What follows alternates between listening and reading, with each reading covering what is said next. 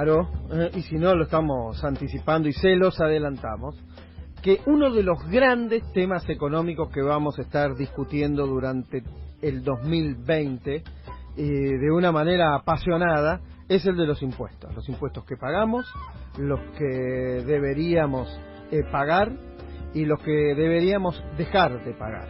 La presión impositiva que tiene este país, la presión impositiva que tiene la Argentina comparada con otros estados de la región, de nuestra comarca.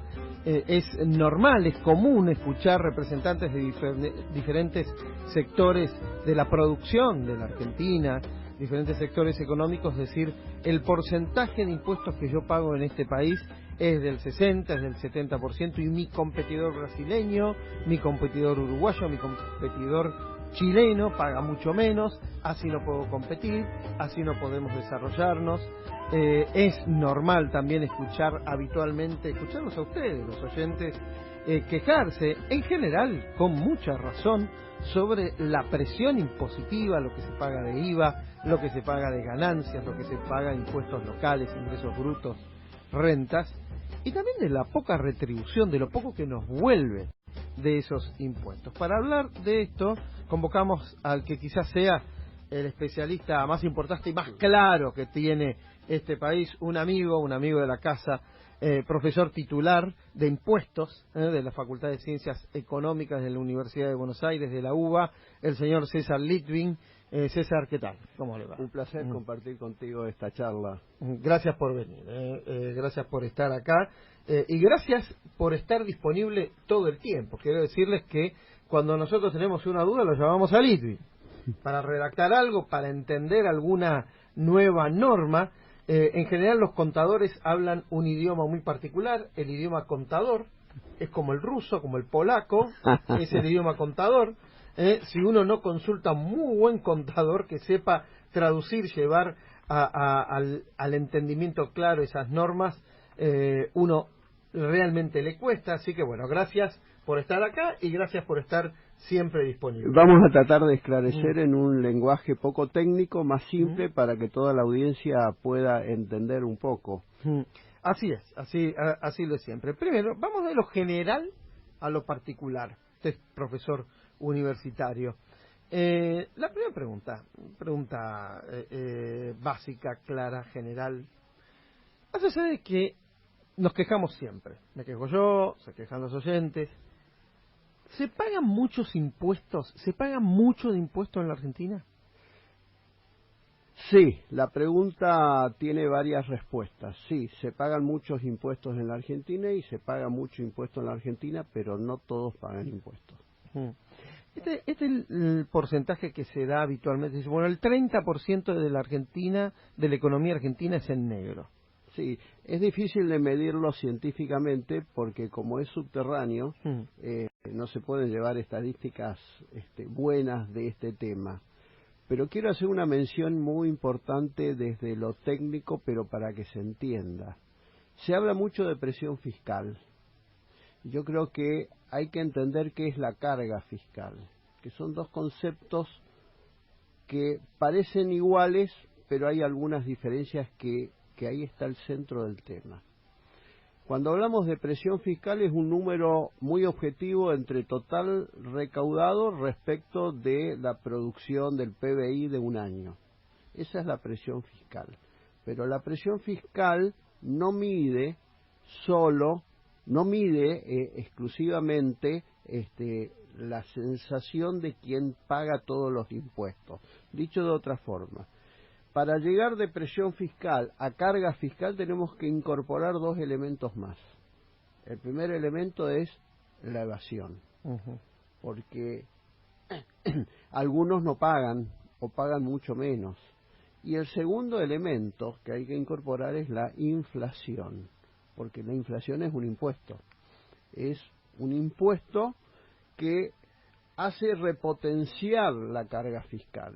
Si nosotros medimos solo presión fiscal, estamos dentro de países normales, estamos aproximadamente dentro de un 32-33% del PBI. Los países escandinavos, que son los que están en el podio de la mayor presión fiscal, no tienen casi evasión, a pesar de tener una altísima presión fiscal, cercana al 50%, y no tienen también inflación. Entonces, si nosotros le adicionamos a la presión fiscal esos dos conceptos, inflación como impuesto y evasión, significa que la carga fiscal sobre los que pagan impuestos está muy cerca del 50%. Un lugar común o algo real, bueno, lo que tuvimos la suerte de visitar estos países, Finlandia, Noruega, Suecia, la gente te cuenta, bueno, el 50% de mis ingresos es un impuesto, se va en impuestos, sobre todo ganancias a los ingresos individuales. Ahora, lo que uno ve alrededor es un estado presente. Las calles están bien, los hospitales están fenómenos, las escuelas son todas públicas, la educación ahí hay es un pública, elemento la seguridad. muy importante. La presión fiscal o la carga fiscal es un camino a doble vía. Lo que el contribuyente entrega al Estado, que es el precio por vivir en una sociedad civilizada, y lo que el Estado devuelve en bienes y servicios sociales. O sea, lo que devuelve en infraestructura, lo que devuelve en educación, en salud, en defensa, en seguridad. Son todos bienes esenciales que solo lo tiene que prestar el Estado, ¿sí? Entonces, en esos países que tuve la suerte de visitar y hablar con la gente y hablar en reuniones académicas, se paga mucho impuesto, pero después el contribuyente no pone la mano en el bolsillo para contratar seguridad privada, para contratar colegio privado, para contratar salud privada, etcétera. Es decir que ya con el costo del impuesto, ya después el resto es todo para él. No tiene que volver a poner la mano en el bolsillo. Bueno, hay un dato que excede a lo impositivo, pero que usted, Litwin, lo nombraba recién, que es el inflacionario. Además, son $100, supongamos, o 100 euros. 50 van al Estado, pero los 50 que quedan es plata que vale. Sí, claro. Es plata que uno puede gastar, puede ahorrar, puede comprarse una vivienda en un crédito a 30 años. Entonces, la moneda vale. La moneda vale. Entonces, creo yo, y usted es el que habla con los clientes, ¿no? Clientes como nosotros, que en general vamos a su escritorio, a su oficina, protestando. Sí, claro. Por lo que nos sacan y diciendo que siempre es mucho. Para ponerlo en términos más sencillos, pagar impuestos es de alguna manera cuando el Estado mete la mano en el bolsillo de un contribuyente. Es el traspaso de dinero del sector privado, productivo, individual, de un contribuyente al sector público. Para eso lo que mucha gente siempre se cuestiona desde décadas, desde hace muchas décadas. Yo tengo 40 años de tributarista, o sea que he escuchado distintas situaciones, pero toda la queja es cómo se usan los fondos públicos. A ver, vamos un poco a cómo se recaudan o qué se recauda o cuáles son esos impuestos, ¿no? Primero, cuando uno ve la estructura impositiva del sistema tributario argentino, lo que ve es que, bueno, hay un impuesto que recauda mucho, que es el IVA, y otros impuestos que van decreciendo en su importancia, pero IVA, ganancias, retenciones, por ahí viene el grueso de los ingresos del Estado. Primero, ¿es normal que un país base su sistema impositivo en un impuesto a los ingresos, en el IVA? Y digo IVA porque podemos hablar de ingresos brutos, ¿no? Sí, claro. Sí, la verdad es que el sistema tributario argentino hay que entender de que existe lo que se llama un federalismo fiscal. Eso, traducido al castellano, significa que la nación, provincia y municipios cobran impuestos. Entonces uno tiene, en la estructura tributaria argentina hoy hay 163 tributos, entre nación, provincia y municipio. Cuando a algún extranjero que quiere invertir en la Argentina y que nos pregunta cómo es el sistema tributario en la Argentina, nos da un poco de pudor decirle que nación, provincia y municipios hay 163 tributos.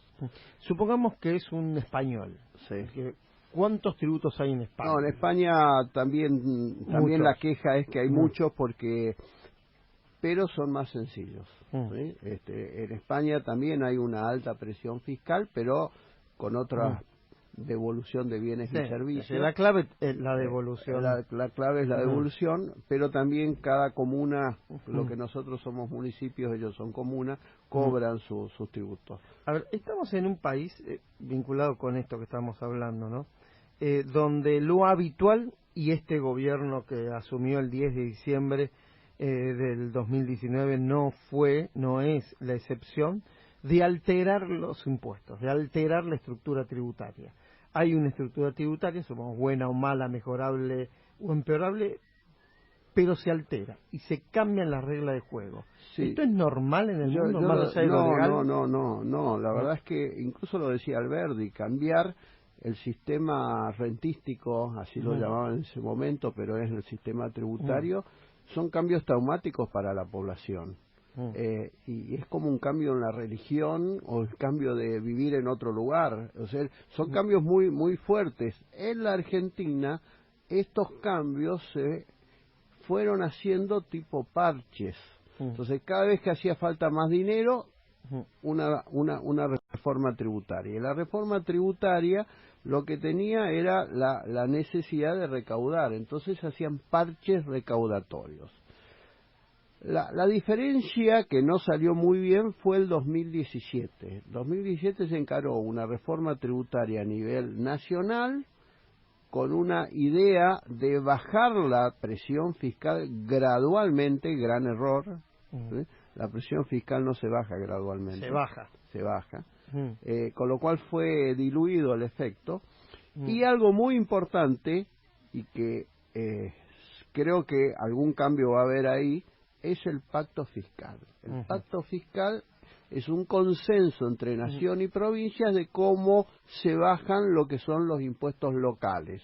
Impuestos locales, ingresos brutos, impuestos de sellos, todas las tasas municipales, que en los últimos 15 años han desbordado el bolsillo de los contribuyentes. Bueno, parémonos ahí y empecemos ya a hablar de lo que hay, lo que viene, lo que necesita la Argentina. Y empecemos por ingresos brutos. Hemos hablado con usted muchas veces de algo en lo que coincidimos, por otro lado, que el peor impuesto del sistema tributario argentino es ingresos brutos. Sí. Ahora tenemos un problema, es el impuesto de las provincias. Las provincias tienen que elegir voluntariamente dejar de recaudarlo o modificarlo por otra cosa para que la economía mejore. Bien. Ahora, se firmó un pacto fiscal, usted lo mencionaba recién, y todo indicaría que los gobernadores quieren denunciarlo y modificarlo y volver a lo que había antes. Sí. Acá se da una situación, ingresos brutos, reafirmo, y digo por qué es el peor de los impuestos, porque es un impuesto que se traslada en todas las etapas y genera lo que se llama un efecto acumulación cascada, se va repotenciando en el precio más de lo que le entra al estado de recaudación. Como es provincial, las 24 jurisdicciones no hay uniformidad normativa, entonces en un lado la industria se trata de una forma, en otro de otra, es una gran complejidad. Exportamos impuestos porque están incluidos en cada una de las etapas que cuando queremos exportar perdemos competitividad. Se grava aún cuando no haya ganancias. Digo, hoy en situación de crisis muchos venden a pérdida, igual tienen que pagar ingresos brutos. ¿Sí? Hay una serie de situaciones. Es un impuesto de la Edad Media, lo creó España, la alcabala española se llamó.